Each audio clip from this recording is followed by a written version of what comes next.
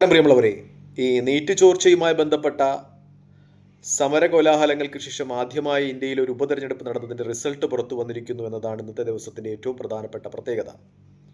പ്രത്യേകിച്ചും ഈ ക്രോക്രോഡ് ജനതാ പാർട്ടി ഉയർത്തിയ സമരകാഹളം അത് ഉത്തരേന്ത്യയിൽ എത്രത്തോളം ജനങ്ങളെ സ്വാധീനിച്ചിട്ടുണ്ട് എന്ന് വ്യക്തമാകുന്ന തെരഞ്ഞെടുപ്പായിരുന്നു.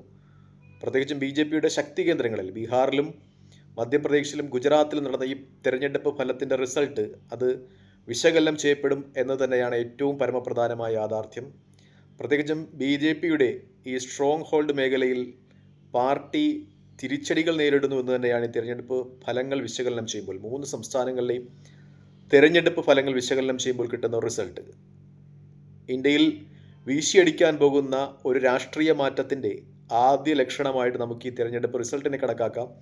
ഉപതെരഞ്ഞെടുപ്പുകളാണെങ്കിലും പ്രത്യേകിച്ചും ബീഹാറിലും മധ്യപ്രദേശിലും ഗുജറാത്തിലും ആണ് ഈ തിരഞ്ഞെടുപ്പ് 3 നിയമസഭാ മണ്ഡലങ്ങൾ നടന്നത്. അതിൽ ബീഹാറിലെ ബങ്കിപ്പൂർ നിയമസഭാ നിയോജക മണ്ഡലം എന്ന് പറയുന്നത് BJPയെ സംബന്ധിപ്പിച്ച് കേവലം ഒരു നിയമസഭാ സീറ്റ് മാത്രമല്ല, അവരുടെ അഖിലേന്ത്യാ അധ്യക്ഷൻ നിതിൻ നബീൻ അദ്ദേഹം രാജ്യസഭയിലേക്ക് തിരഞ്ഞെടുക്കപ്പെട്ടതിനെ തുടർന്ന് രാജിവെച്ച ഒഴിവിലേക്കാണ് ബങ്കിപ്പൂർ, BJPയുടെ എക്കാലത്തെയും ബീഹാറിലെ ശക്തി കേന്ദ്രമായ ബങ്കിപ്പൂരിൽ ഉപതെരഞ്ഞെടുപ്പ് നടന്നത്. കഴിഞ്ഞ 5 പ്രാവശ്യമായി ഈ മണ്ഡലം പ്രതിനിധീകരിക്കുന്നത് നിതിൻ നബീൻ എന്ന് പറയുന്ന BJPയുടെ അഖിലേന്ത്യാ അധ്യക്ഷനാണെന്ന് പറയുമ്പോൾ തന്നെ BJPക്ക് എത്രത്തോളം പ്രധാനപ്പെട്ടതാണ് ആ നിയമസഭാ മണ്ഡലം എന്ന് വ്യക്തമാകുന്നതാണ്.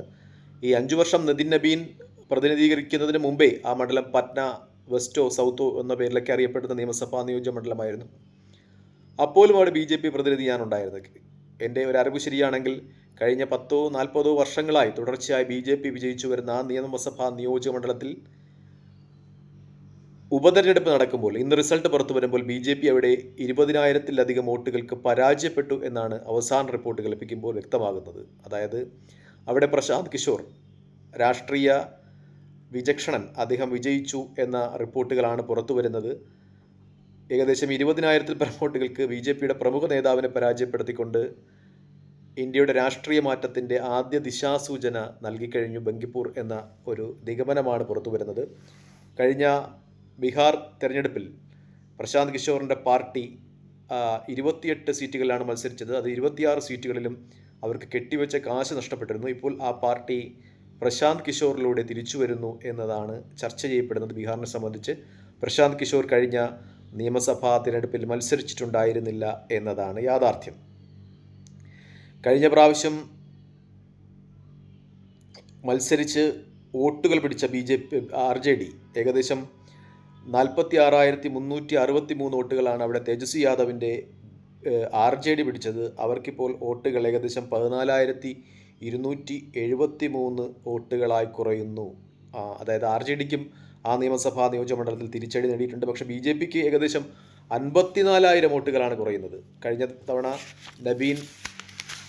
നിതിൻ നബീൻ വിജയിച്ചതിനേക്കാൾ ഏകദേശം 50,000-ൽ പരം വോട്ടുകൾക്കാണ് 50,000 വോട്ടുകൾ BJPക്ക് ആ നിയമസഭാ നിയോജക മണ്ഡലത്തിൽ കുറയുന്നു എന്ന് പറയുമ്പോൾ ബങ്കിപ്പൂരിൽ സംഭവിച്ച ഒരു രാഷ്ട്രീയ മാറ്റത്തിൻ്റെ ഗതി നമുക്ക് മനസ്സിലാക്കാൻ പറ്റും. ഇനി മറ്റൊരു മണ്ഡലം ദാതിയ, അത് മധ്യപ്രദേശിലാണ്. ആ നിയമസഭാ നിയോജക മണ്ഡലം കോൺഗ്രസ്സിന് നിലനിർത്തുവാൻ കഴിഞ്ഞു എന്ന റിപ്പോർട്ടുകളും പുറത്തു വരുന്നുണ്ട്. പ്രത്യേകിച്ചും BJP സംസ്ഥാന ഭരണത്തിൻ്റെ ഒക്കെ ഒരു മികവിൽ ആ സീറ്റ് പിടിച്ചെടുക്കുമെന്ന രാഷ്ട്രീയ നിഗമനമുണ്ടായിരുന്നുവെങ്കിലും ആ സീറ്റ് കോൺഗ്രസ് നിലനിർത്തി എന്ന ഒരു റിപ്പോർട്ട് വരുന്നുണ്ട്. മറ്റൊന്ന് ഈ ഗുജറാത്തിലെ മംഗൽപൂർ നിയമസഭാ നിയോജക മണ്ഡലമാണ്. ഈ നിയമസഭാ മണ്ഡലത്തിൻ്റെ ഒരു ഇലക്ഷൻ റിസൾട്ട് നമ്മൾ അവലോകനം ചെയ്യുമ്പോൾ കോൺഗ്രസിന് ഏകദേശം 17.85% വോട്ട് ഉയർത്തുവാൻ കഴിഞ്ഞിട്ടുണ്ടെന്നാണ്. കഴിഞ്ഞ നിയമസഭാ ഇലക്ഷനേക്കാളും കോൺഗ്രസിൻ്റെ വോട്ട് 17.85% ഉയർന്നിട്ടുണ്ട്. BJP 8.67% വോട്ട് കുറയുന്നുണ്ട്. കഴിഞ്ഞ പ്രാവശ്യം BJP ഈ മംഗൽപൂർ എന്ന് പറയുന്ന നിയമസഭാ നിയോജക മണ്ഡലത്തിൽ, ഗുജറാത്തിൽ നമുക്കറിയാം ഏകദേശം മുഴുവനായും ഗുജറാത്ത് BJPയുടെ കയ്യിലായി കഴിഞ്ഞു. അവിടെ 1,754,000 വോട്ടുകൾക്കാണ് വിജയിച്ചത് BJP കഴിഞ്ഞ നിയമസഭാ ഇലക്ഷനിൽ. ഒരു നിയമസഭാ ഇലക്ഷനിൽ 1,00,000-ന് മേൽ വോട്ട് എന്ന് പറയുമ്പോൾ അത് BJPക്ക് എത്രമാത്രം സ്ട്രോങ് ആയിട്ടുള്ളൊരു മണ്ഡലമാണെന്ന് വ്യക്തമാകുകയാണ്.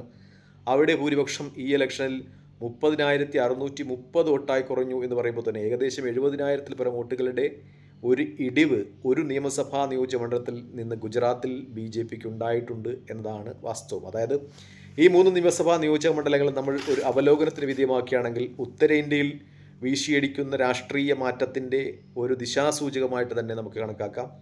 ബീഹാറിൻ്റെ കാര്യമെടുക്കുകയാണെങ്കിൽ നിതീഷ് കുമാറിനെ മുഖ്യമന്ത്രി പദത്തിൽ നിന്ന് മാറ്റി രാജ്യസഭയിലേക്ക് ഓടിച്ചിരിക്കുന്നു.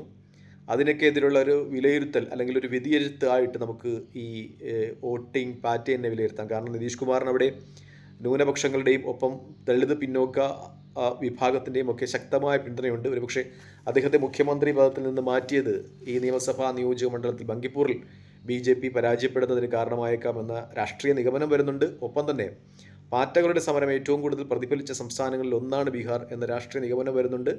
പ്രശാന്ത് കിഷോറിൻ്റെ സാന്നിധ്യവും BJPക്ക് വിനയായി എന്ന രാഷ്ട്രീയ നിഗമനം വരുന്നുണ്ട്. കാരണം ആദ്യം പ്രഖ്യാപിച്ച സ്ഥാനാർത്ഥിയെ മാറ്റി കൂടുതൽ പ്രമുഖനായ ഒരു സ്ഥാനാർത്ഥിയെ BJP ഈ നിയമസഭാ നിയോജകമണ്ഡലത്തിൽ കൊണ്ടുവരികയായിരുന്നു. എന്തായാലും ഇന്ത്യയിൽ ഒരു രാഷ്ട്രീയ മാറ്റത്തിൻ്റെ സൂചന നൽകുന്ന തെരഞ്ഞെടുപ്പ് റിസൾട്ടാണ് ഈ 3 നിയമസഭാ നിയോജക മണ്ഡലത്തിലും പ്രതിഫലിക്കുന്നത് എന്ന് തന്നെയാണ് ഏറ്റവും പരമപ്രധാനമായ ഒരു യാഥാർത്ഥ്യം. പ്രത്യേകിച്ചും ഗുജറാത്തിലും ഒപ്പം മധ്യപ്രദേശിലും കോൺഗ്രസ് നില മെച്ചപ്പെടുത്തുന്നു എന്ന ഒരു വിശകലനം വന്നിട്ടുണ്ട്. ഗുജറാത്തിൽ വലിയ രീതിയിൽ കോൺഗ്രസിൻ്റെ വോട്ട് വർധന ഉണ്ടായിട്ടുണ്ട്. BJPയുടെ ഭൂരിപക്ഷം ഏകദേശം 70,000-ൽ പരം കുറയ്ക്കുവാൻ കഴിഞ്ഞിട്ടുണ്ട്. കഴിഞ്ഞ പ്രാവശ്യം 1,754,000 ഇപ്രാവശ്യം 30,000 എന്ന രീതിയിൽ കുറയ്ക്കുവാൻ കഴിഞ്ഞിട്ടുണ്ട്. അതായത് ഗുജറാത്തിൽ BJP സ്ട്രോങ് ഹോൾഡുകളിലേക്ക് കോൺഗ്രസിൻ്റെ തിരിച്ചുവരവ് സൂചിപ്പിക്കുന്ന ഒരു ഇലക്ഷൻ റിസൾട്ടാണ് എന്ന കാര്യത്തിൽ സംശയമില്ല. എന്തായാലും വരുന്ന ആഴ്ചകളും മാസങ്ങളുമൊക്കെ ഇന്ത്യയിലെ രാഷ്ട്രീയ മാറ്റത്തിന് നിദാനമായ കുറച്ച് കൂട്ടുകെട്ടുകളും സഖ്യങ്ങളുമൊക്കെ ഉണ്ടായേക്കാമെന്ന രാഷ്ട്രീയ നിഗമനം തന്നെ കഴിഞ്ഞ ദിവസങ്ങളിൽ പുറത്തു വന്നിരുന്നു. കോൺഗ്രസിനോടൊപ്പം കൂടുതൽ പ്രാദേശിക പാർട്ടികളുടെ സഖ്യമുണ്ടായേക്കാം. പ്രത്യേകിച്ചും പ്രാദേശിക പാർട്ടികൾ BJPയിൽ നിന്ന് വലിയ വെല്ലുവിളിയാണ് നേരിടുന്നത്.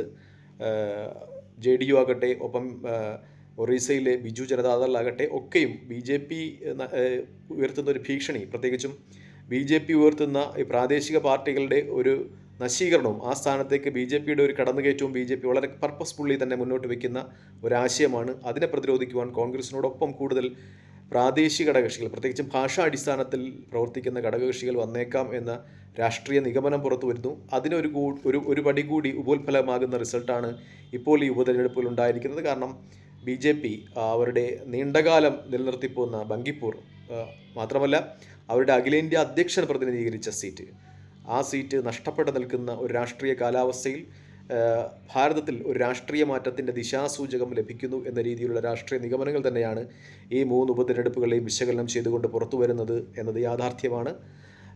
എന്തായാലും വരും ദിവസങ്ങളിൽ കൂടുതൽ രാഷ്ട്രീയ തന്ത്രങ്ങളും രാഷ്ട്രീയ നീക്കങ്ങളും കോൺഗ്രസിൻ്റെയും BJPയുടെയും ഭാഗത്തുനിന്നുണ്ടാകാം എന്ന വിശകലനം തന്നെയാണ് പുറത്തു വരുന്നത്. തൽക്കാലം ഈ വീഡിയോ ഇവിടെ വാങ്ങിയാണ്. മറ്റു വീഡിയോ കാണുന്നവരെ നന്ദി, നമസ്കാരം, ജയ് ഹിന്ദ്. വീഡിയോ ഇഷ്ടപ്പെടുന്നുണ്ട് ലൈക്ക് ചെയ്യുക, ഷെയർ ചെയ്യുക, കമൻറ്റ് ചെയ്യുക. മറ്റു വീഡിയോ കാണുന്നവരെ ജയ് ഹിന്ദ്.